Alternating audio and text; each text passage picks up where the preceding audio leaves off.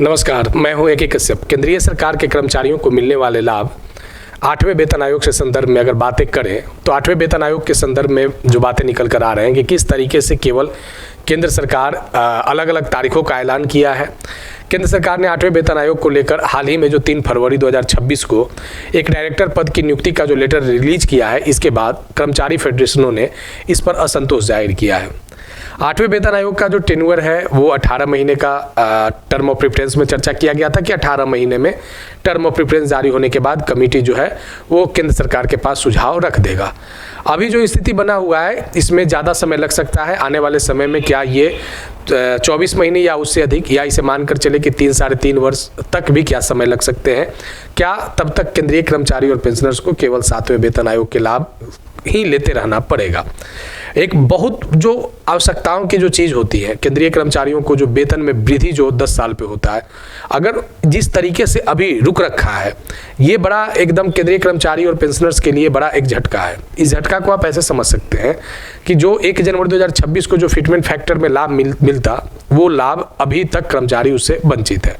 आने वाले समय में कब इसका 1 जनवरी 2026 से लाभ दे होगा या किस तरीके से, किस तारीख से इसका लाभ दे होगा, यहाँ पे भी एक बड़ा संशय बना हुआ है कि किस तरीके से कमीशन जो है अपने रिपोर्ट को सबमिट करता है, कितना फिटमेंट फैक्टर देता है। लेकिन सबसे जो महत्वपूर्ण बातें हैं कि जिस तरीके से धीमी रफ्तार से आयोग काम कर रहा है, इस धीमी रफ्तार में केंद्रीय कर्मचारी जिनकी संख्या लगभग 50 लाख के आसपास में है और पेंशनर्स जो 69 लाख के आसपास में केवल केंद्र में है।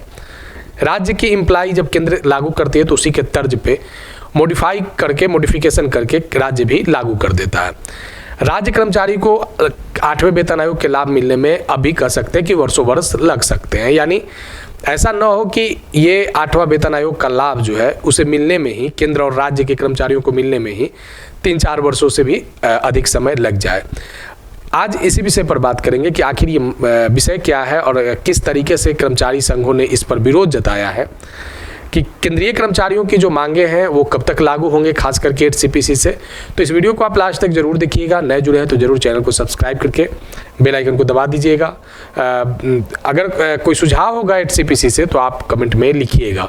देखिए, सबसे पहले जिस विषय पर बात कर रहे हैं कि एक लेटर रिलीज हुआ है 8वें वेतन आयोग के डायरेक्टर पद के अपॉइंटमेंट को लेकर। ये जब लेटर रिलीज किया गया तो इस लेटर के बाद कर्मचारियों में असंतोष आया कि क्या अभी डायरेक्टर की ही नियुक्ति की प्रक्रिया चल रही है, जब प्रक्रिया और रफ्तार से बढ़नी चाहिए थी। टर्म ऑफ प्रेफरेंस के 18 महीने में सारा चीज़ क्लियर होना चाहिए था। लेकिन अभी तक जिस प्रक्रिया में चल रहा है यहाँ पे केंद्रीय कर्मचारियों का 8वां वेतन आयोग से संबंधित जो बातें, ये फेडरेशनों ने कहा कि ये बड़ी धीमी प्रक्रिया है।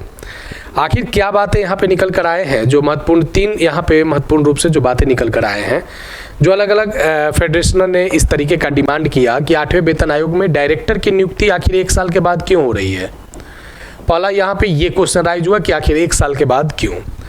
दूसरा यहाँ पे हुआ कि जो फेडरेशन है, कर्मचारी एम्प्लॉय जो फेडरेशन है, वे एम्प्लॉय फेडरेशन वाले लोगों ने इस पर काफ़ी ज़्यादा गुस्सा जाहिर किया है कि काफ़ी धीमी प्रगति है। और इतना धीमी प्रगति है कि अगर आप इसको तारीख में देखेंगे तो आप देख सकते हैं कि 13 महीनों में जाकर डायरेक्टर की नियुक्ति हुआ है।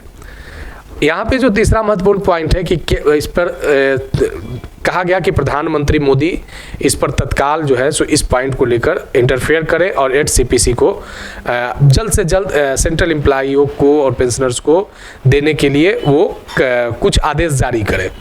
अब देखिए यहाँ पे कि एचसीपीसी को लेकर जिस डायरेक्टर की नियुक्ति किया गया है, डायरेक्टर पद पे जो डिप्यूटेशन के आधार पे जो तैनात किए गए हैं, वे हैं आशीष यादव। दरअसल ये केंद्र सरकार के departmental of personal and training की ओर से जारी ऑफिस मेमोरेंडम में इनकी अपॉइंटमेंट किया गया है, डिप्यूटेशन किया गया है।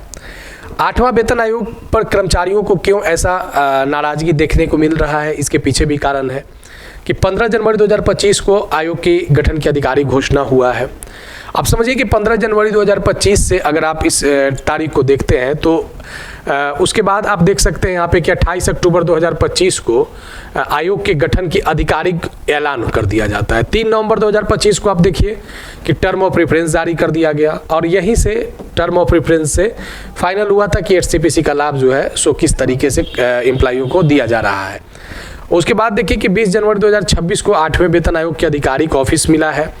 यहाँ तक तो चलिए सही था कि कर्मचारियों के लिए जो CPC काम करेगा उसके लिए ऑफिस मिला है, लेकिन अब उसके बाद देखिए यहाँ पे 28 जनवरी 2026 को चीफ बिजनेस अधिकारी की नियुक्ति हुआ। 1 फरवरी 2026 को 2.342 करोड़ रुपये आवंटित किए गए और अब जाकर 3 फरवरी 2026 को डायरेक्टर की नियुक्ति किया गया है। अब इसको लेकर जो कर्मचारी संघ से कुछ फेडरेशन से रिलेटेड है, मंजीत सिंह पटेल, इन्होंने उस ऑफिस के संदर्भ में अपने एक्स पे कुछ बातों को लिखा था और यहाँ पे इन्होंने इस चीज़ को जाहिर किया है कि 8 CPC के लिए जो डायरेक्टर की पोस्टिंग हो रही है वो अब हो रही है, जबकि कमीशन की गठन की घोषणा किए हुए 1 साल हो गया है। अभी अगर बात करें कि पूरा अगर टेन्योर को देखेंगे तो 8 CPC को आए हुए अभी से 13 महीने हो चुके हैं।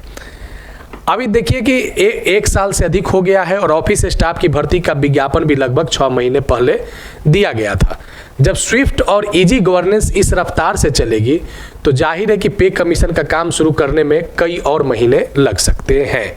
ये बड़ा महत्वपूर्ण पॉइंट होगा, कई और महीने काम करने में लग सकते हैं।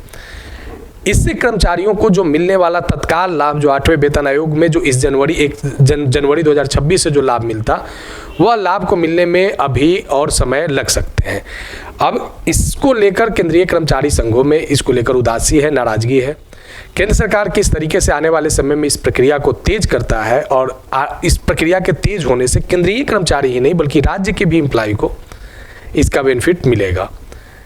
आने वाले समय में सेंट्रल सरकार किस तरीके से इस पर अपनी एक्टिविटी को आगे बढ़ाता है, ये बड़ा महत्वपूर्ण विषय है और किस तरीके से केंद्रीय कर्मचारियों के जो असंतोष है, पेंशनर्स के जो असंतोष है, उसको सरकार जो है खत्म करने की कोशिश करेगी। अब इस विषय से संदर्भित अगर कोई और चर्चाएं आएंगे तो जरूर हम आपके सामने रखेंगे।